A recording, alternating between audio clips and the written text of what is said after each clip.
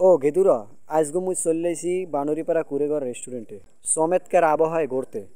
আসসালামু আলাইকুম, ব্যাপাকে কেমন আছেন? মুই বরিশালে মানা আজগো মুই ঘুরতে আইছি বানুরিপাড়া রেস্টুরেন্টে কুড়েঘরে।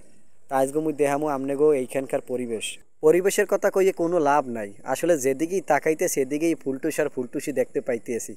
তা মাশাল্লাহ, পরিবেশটা আমার কাছে অনেক ভালো লাগছে। আপনারা আইয়ে দেখতে পারেন, আপনাকে তারও ভালো লাগতে পারে। দেখছিনি নেবাইরা কি সুন্দর পরিবেশ, যেমনি চোখ যে হিমনি হাওর আর হাওর। মনটায় চাইতেছে ইন একটা ঘর বানাই গেলাই।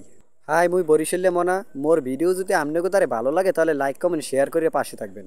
আলতু ফালতু কথা কইয়ে লাভ নাই, এখন মুই কামের কথা কই। ওহ ওয়াও, কি চমৎকার দৃশ্য! মাশা আল্লাহ, মাশা আল্লাহ। বুঝছেনি নেবাইরে, মুই প্রথমে ভাবজালাম মুই এত দূরে আইয়া মনে হয় মোর টাহাটাই বিফলে যাইবে। আসলে না, মোর টাহা উসুল। চমৎকার আবহাওয়া।